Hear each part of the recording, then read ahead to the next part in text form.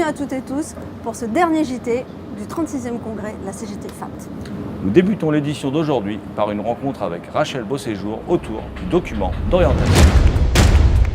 Bonjour Rachel, est-ce que tu peux nous présenter la méthode qui a été utilisée pour élaborer le document d'orientation de ce 36e congrès de la CGT FAPT, qui est une méthode assez inédite? Donc on a décidé de s'adresser à un maximum de syndiqués pour connaître leur avis, voir comment ils percevaient la CGT, ce qu'ils attendaient de la CGT. On a un syndicalisme à la CGT qui est exigeant et où chaque syndiqué doit prendre sa place et prendre sa place. De congrès en congrès, on le réaffirme, puisqu'on a eu il y a quelques années un syndicat qui était être auteur, acteur et décideur de notre syndicalisme CGT.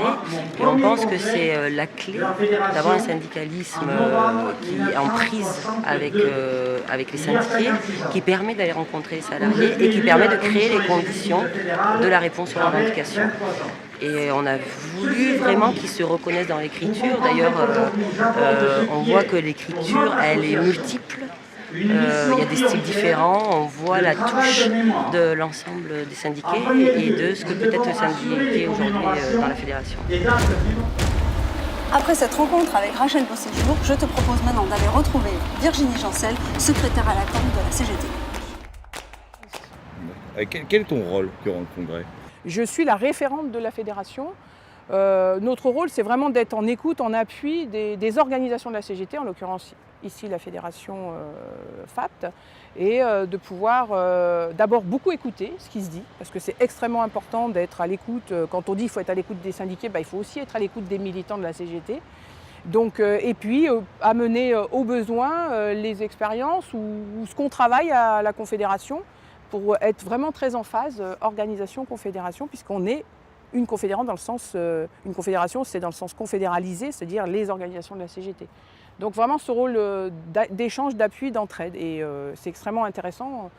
Pour le coup, moi je trouve qu'il y a un congrès qui a du débat, il y a du dynamisme, il n'y a pas de fatalisme. Et surtout, j'ai remarqué, moi, le truc qui me frappe, mais je l'avais vu parce que j'ai fait le comité national de la FAPT à Ramatuelle il y a un peu plus d'1 an. Ce travail, ce lien entre revenir à partir de travailler à partir du travail, de son sens, mais sur les questions de vie syndicale. Et moi je trouve que ça avait été frappant. On n'est pas de partout dans la CGT à ce niveau-là. Et ce qui permet aujourd'hui de revenir à ce qui peut paraître du b.a.-ba, de dire par exemple il faut qu'on soit proche des salariés, il faut qu'on les écoute, qu'on construise avec eux la revendication et la mobilisation. Ça paraît du b.a.-ba.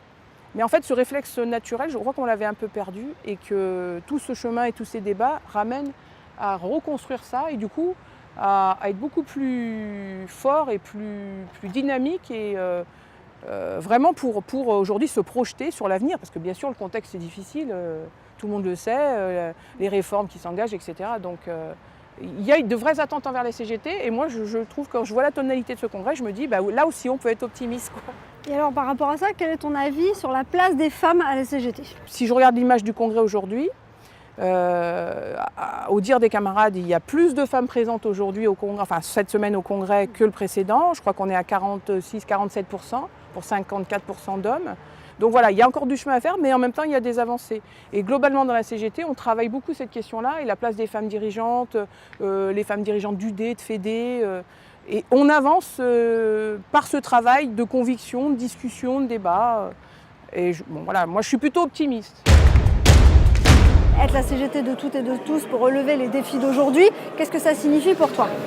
De tous et de toutes, c'est déjà de penser à tous les salariés qui sont précaires déjà, les intérimaires. On a beaucoup à la Poste, que ça concerne les etc. Et chez nous aussi, la Poste c'est en général, comme Poste, le groupe. On commence à faire beaucoup de la précarité des CDI, voilà, c'est important d'essayer de les mettre avec nous, les syndiqués. Et la sous-traitance aussi, c'est un défi, c'est un enjeu majeur, parce qu'on a tous de la sous-traitance, même d'ailleurs à France Télécom, on est d'accord. Donc voilà, c'est un enjeu majeur de syndiquer les sous-traitants. Au niveau de CGT, je leur dirais simplement qu'on a des valeurs, voilà. Les valeurs de la solidarité, du bien-être au travail, qui sont très importantes. Je pense que tous les salariés ont envie d'avoir un meilleur salaire, ont envie d'avoir de meilleures conditions. Donc je m'appuie sur ça, nos revendications, parce qu'on est quand même un syndicat de proposition. On dit toujours qu'on est un syndicat contre-pouvoir, etc., etc. Oui, mais pas que ça, on propose, on a des idées. Et c'est là-dessus qu'on doit s'orienter. Le 9 octobre, je serai soit dans la rue, soit si j'arrive à motiver mes troupes, je serai devant mon centre. D'accord, pour un piquet de grève devant ça. Exactement. Je te remercie. Bah, évidemment. CCP. Qu'est-ce que tu dirais, toi, à tes collègues pour les inciter justement à voter CGT? Alors je leur dirais que c'est le seul syndicat qui ne soit pas un syndicat scélérat. Voilà, pour faire court. Je dirais que c'est un syndicat de lutte. C'est un syndicat proche de tous. Voilà, que dire d'autre? Moi j'en suis convaincue. Et, Toi, où tu seras le 9 octobre? moi je serai dans la rue sans doute. J'espère qu'il fera beau. Voilà. Mais on y sera quand même s'il fait Mais pas on beau. y sera quand même. Voilà. Ouais. Là, je te remercie. Je t'en prie. Merci.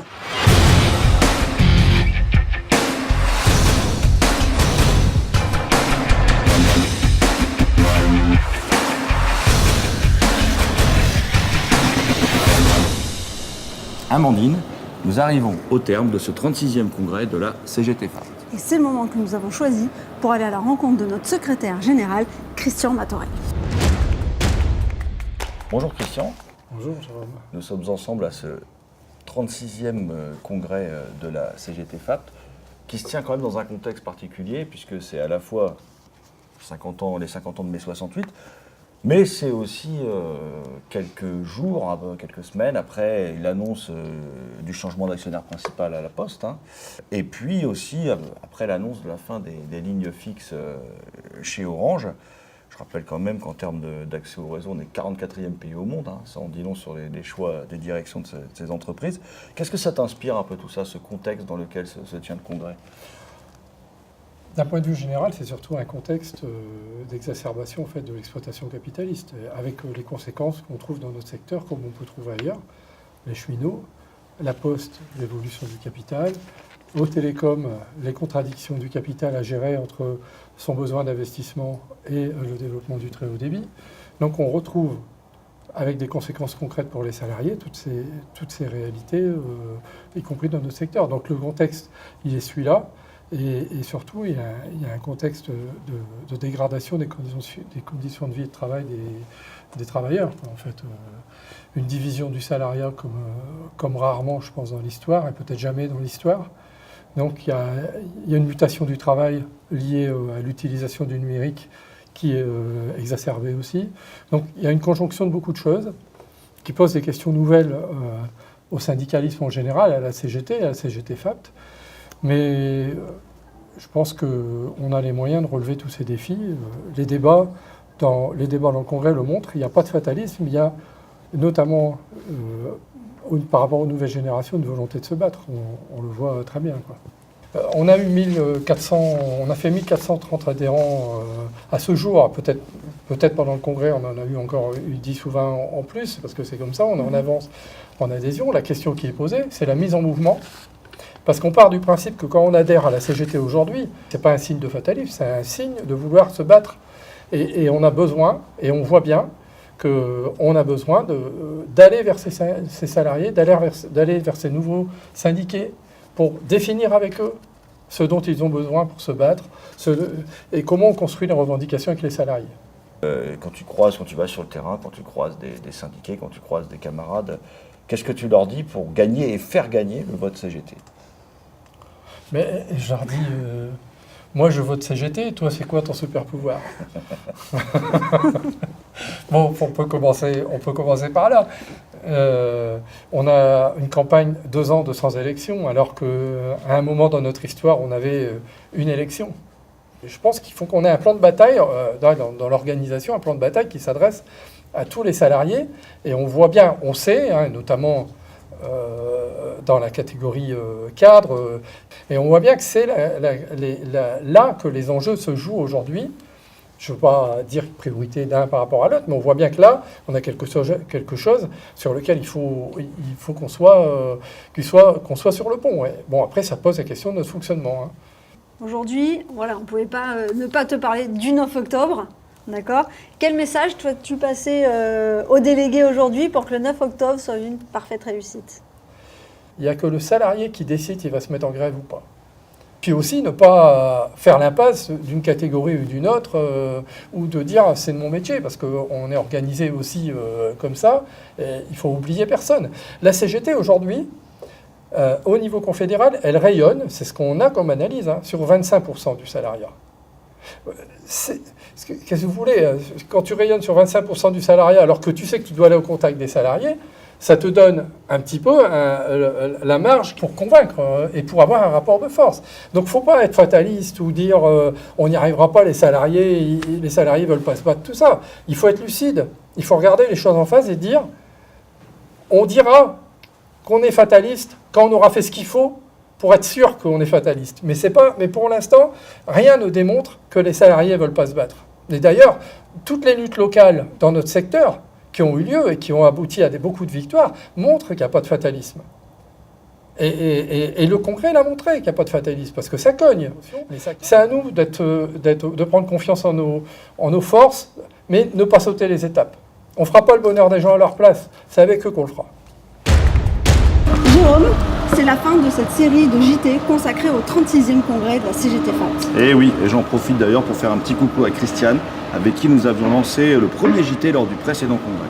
Et nous tenons à remercier tous les congressistes et tous les délégués de nous avoir supportés. Nous allons maintenant clôturer cette édition par le dernier bêtisier.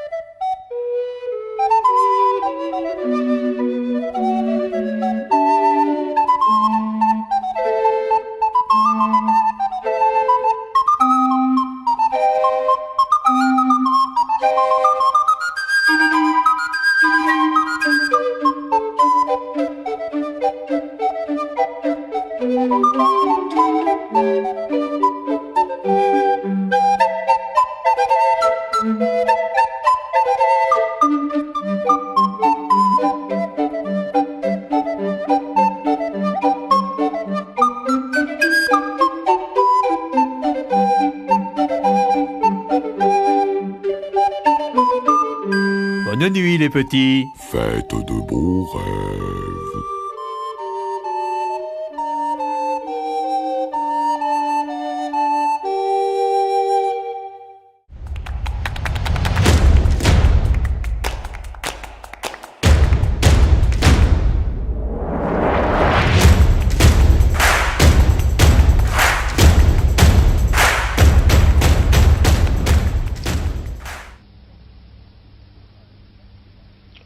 Au revoir.